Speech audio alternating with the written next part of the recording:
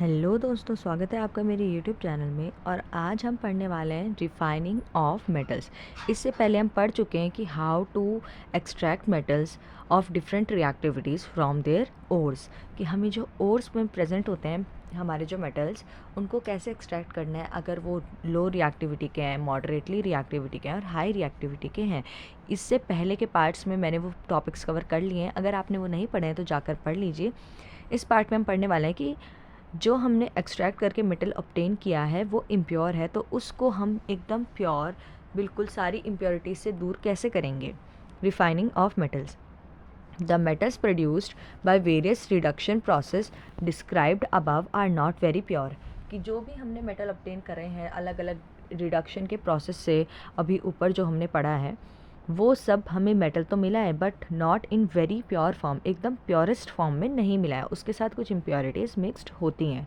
They contain impurities which must be removed to obtain pure metals. The most widely used method for refining impure metals is electrolytic refining. अब हमें ये देखना है कि हमें ये जो इम्प्योरिटीज़ हैं इसको रिमूव करने के लिए एक प्रोसेस जो सबसे ज़्यादा यूज़ किया जाता है उसके बारे में पढ़ना है। That process is known as electrolytic refining. जैसे नाम से पता चल रहा है कि electrolytic refining means electrolytic cell के थ्रू हम किसी मेटल का रिफाइनिंग करेंगे। We will remove impurities from it.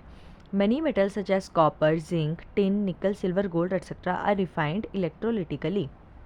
कई मेटल्स जिनके एग्जांपल्स हैं कॉपर, जिंक, टिन, निकल, सिल्वर एंड गोल्ड, और भी कई सारे मेटल्स जो कि इलेक्ट्रिसिटी को कंडक्ट करते हैं, मोस्टली मेटल्स करते ही हैं, तो उनका हम इलेक्ट्रोलिटिक रिफाइनिंग से ही प्योरिफिकेशन करते हैं। In this process, the impure metal is made the anode and the thin strip of pure metal is made cathode. हमें क्या करना है, जिस मेटल को हमें प्योर करना है, मान लो मेरे पास एक रॉड है कॉपर की जिसको मुझे प्योर करना है, तो मैं उसको बना लूँगी एनोड, और कॉपर का ही एक बहुत ही थिन सी plate only to conduct electricity and complete the circuit, मुझे एक कैथोड बना लेना है, वो भी प्योर कॉपर का, एकदम प्योरेस्ट फॉर्म ऑफ कॉपर। तो एनोड पे लूँगी मैं इम्प्योर जिसको मुझे प्योर करना है, और कैथोड पे लूँगी मैं वो मेटल, वही मेटल का बिल्कुल प्योरेस्ट फॉर्म। ठीक है। अब a solution of metal salt is used in electrolyte. अब इलेक्ट्रोलाइटिक सेल में हमें पता है 2 इलेक्ट्रोड्स होते हैं और एक सोल्यूशन होता है, और इसी से करंट पास होता है इन 1 बीकर। तो इसमें एनोड हमने लेना है impure metal which is to be purified. Cathode पे हमें लेना है purest form of that metal, and liquid that we are taking is to be taken the salt solution of that particular metal. जो metal हमें pure करना है उसी metal का सॉल्ट सोल्यूशन हमें इलेक्ट्रोलाइट की फॉर्म में लेना है। The apparatus is set up as shown in figure 3.12। इस फिगर में आपको देखने को मिल रहा है, यहाँ पर जैसे ये दिखा रखा है एकदम वैसा ही अपैरेटस हमें लगाना है। कैथोड पे ले लिया प्योर कॉपर, एनोड पे ले लिया इम्प्योर कॉपर। यहाँ पे हमने सर्किट अपना कंप्लीट कर लिया है, और ये जो इलेक्ट्रोलाइट लिया है ये इलेक्ट्रोलाइट लिया है हमने कॉपर का ही salt. On passing current through electrolyte, the pure metal from the anode dissolve into electrolyte. अब जब हम इलेक्ट्रिसिटी को पास करेंगे थ्रू इलेक्ट्रोलाइट तो क्या होगा, प्योर मेटल एनोड से निकल कर डिज़ोल्व हो जाएगा इलेक्ट्रोलाइट में, and N equivalent amount of pure metal from the electrolyte is deposited on the cathode. होगा क्या, जैसे ही मैंने यहाँ से इलेक्ट्रिसिटी पास की, मैंने यहाँ से इलेक्ट्रिसिटी पास करी, तो क्या होगा, ये जो एनोड है इस एनोड में से कॉपर निकलेगा और सोल्यूशन में मिक्स हो जाएगा, और सोल्यूशन का कॉपर निकल के कैथोड में डिपॉजिट हो जाएगा। मतलब जितना अमाउंट ऑफ कॉपर एनोड से लेकर के सोल्यूशन में जाएगा उतना ही अमाउंट ऑफ कॉपर के मेटालिक सॉल्ट से निकल के कैथोड पे डिपॉजिट हो जाएगा। इस तरह से क्या होगा, जो एनोड का कॉपर है वो साइमल्टेनियसली कैथोड पे शिफ्ट होता जाएगा, और लास्ट में एनोड पे बचेगी केवल इम्प्योरिटीज़ जो कि हमारे काम की नहीं है। The soluble impurities go into the solution whereas the insoluble impurities settle down at the bottom of the anode are known as anode mud. जो उस इलेक्ट्रोड में soluble impurities थी, मतलब वो impurities जो सॉल्ट सोल्यूशन में या फिर वाटर में soluble थी वो तो मिक्स हो जाएंगी, लेकिन जो insoluble थी वो एनोड के नीचे यहाँ पर ऑब्टेन हो जाएंगी हमें। यहाँ पे आप देख सकते हैं यहाँ पे हमें ऑब्टेन हो गई हैं, और इसी को हम क्या बोलते हैं, एनोड मड बोलते हैं। ठीक है। ये हो गया हमारा इलेक्ट्रोलिटिक रिफाइनिंग कंप्लीट। नेक्स्ट हमारा टॉपिक है corrosion. Corrosion is very important topic. ये हमारे चैप्टर 1 में भी हमने इसका इंट्रोडक्शन पढ़ा था, यहाँ पे हम थोड़ा सा डिटेल में पढ़ने वाले हैं। Silver articles become black after some time when exposed to air. This is because it reacts with sulfur in air to form the coating of silver sulfide. Silver articles हमने देखे हैं, जो ज्वेलरीज वगैरह होती हैं सिल्वर की, वो क्या होती है, टाइम के साथ एक ब्लैकिश शाइन सी अपने ऊपर एक ब्लैकिश कोटिंग सी डिपॉजिट करती रहती हैं। अब ये ब्लैक कोटिंग क्या है, जब सिल्वर एयर में एक्सपोज किया जाता है तो एयर में प्रेजेंट सल्फ़र के साथ ये रिएक्ट करके सिल्वर सल्फाइड बना लेता है, और यही ब्लैक कलर की होती है, जिससे सिल्वर की जो प्योर वाली शाइन है वो रिमूव हो जाती है या फिर हाइड हो जाती है due to the coating of this silver sulphide.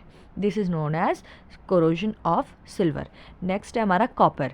Copper reacts with moist carbon dioxide in the air and slowly loses it shiny brown surface and gains green coat. This green substance is called basic copper carbonate. अब जो copper है हमारे पास, वो क्या करता है, environment में present carbon dioxide और एनवायरनमेंट में ही प्रेजेंट वाटर मॉलिक्यूल्स के साथ मॉइस्ट कार्बन डाइऑक्साइड बना के उसके साथ रिएक्ट करता है, so that it gains green coating. अभी ग्रीन कोटिंग जो आई है, ये किस चीज़ की कोटिंग है, कॉपर कार्बोनेट। मतलब कॉपर मॉइस्ट कार्बन डाइऑक्साइड के साथ रिएक्ट करके कॉपर कार्बोनेट बनाता है, जो कि ग्रीन कलर का होता है, ठीक है। और इसकी वजह से जो कॉपर की इनिशियली ब्राउन शाइनी सरफेस है, वो क्या होती है, रिमूव हो जाती है, उसकी शाइन हट जाती है। नेक्स्ट इसी पार्ट को हम क्या बोलते हैं, कोरोजन ऑफ कॉपर। नेक्स्ट है हमारा आयरन। आयरन तो मोस्ट फेमस है। When expose to the moist air for the long time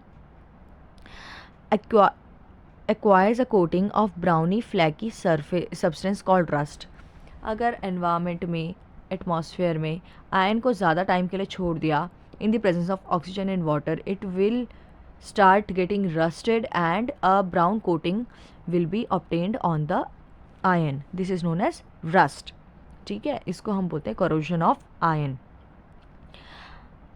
अब ये एक्टिविटी गिवन है हमें कि एक 3 टेस्ट ट्यूब लो, एक में वाटर लो और वाटर में आधी क्या कहते हैं आयन अंदर डाल दो, पानी में आधी बाहर रहने दो, तो इसमें रस्ट लग जाएगी, क्योंकि एयर और वाटर दोनों के कॉन्टैक्ट में है। एकदम परफेक्ट कंडीशन है to form the rust. Okay, next हमारे पास हमने वाटर लिया है और उसको अच्छे से बॉईल कर दिया। बॉईल करने से क्या हुआ, जो वाटर के अंदर की जितनी भी एयर प्रेजेंट थी वो रिमूव हो गए and it is pure H2O, और उसके अंदर ऊपर हमने ऑयल की लेयर बना दी, तो हमने exchange of gases through that water भी हमने रोक दिया है। तो मतलब केवल पानी है, no water is present in that, no oxygen is present in that water, so iron nails will not get rusted. Iron nails rusting नहीं होगी आयरन नेल्स में। नेक्स्ट टेस्ट ट्यूब, ये जो third test tube C test tube आप देख रहे हैं, इसमें एनहाइड्रस कैल्शियम कार्बन क्लोराइड रखा हुआ है। It is also known as drying agent, जो उसी के नीचे लिखा हुआ है। ड्राइंग एजेंट मतलब ये एयर को वाटर मॉलिक्यूल्स फ्री बना देता है, मतलब उसके जितना भी मॉइस्चर होगा उसको एब्जॉर्ब करके अपने अंदर रख लेता है। तो इससे क्या होगा, आयरन नेल्स को एयर तो सही अमाउंट में मिलेगा लेकिन वाटर नहीं मिलेगा, जिसकी वजह से रस्टिंग नहीं होगी। तो इस एक्टिविटी से हमें ये पता चला कि किसी भी आयरन के मटीरियल को अगर हमें रस्टिंग करानी है उसकी, तो हमें सबसे ज़्यादा इम्पॉर्टेंट 2 कंडीशंस क्या हैं, presence of water and presence of oxygen. If any one condition is not fulfilled, rusting will not take place. Next and last topic of this chapter is prevention of corrosion. The rusting of iron can be prevented by painting, oiling, greasing, galvanization, chrome plating, anodizing and making alloys. Iron को तो हम बहुत सारे तरीके से बचा सकते हैं। हम उसकी पेंटिंग कर सकते हैं, उस पर पेंट कर दो, उसमें ऑयलिंग कर दो, ग्रीजिंग कर दो, ठीक है। गैल्वनाइजेशन, जिंक की लेयर चढ़ा दो, क्रोम प्लेटिंग, क्रोम की लेयर चढ़ा दो, एनोडाइजिंग, एनोडाइजिंग कर दो उसकी, मेकिंग अलॉयज़, उसको अलॉयज़ बना दो। इन सब मेथड से हम आयरन की रस्टिंग की प्रोटेक्शन कर सकते हैं। Galvanization is a method of protecting steel and iron from rusting by coating them with thin layer of zinc.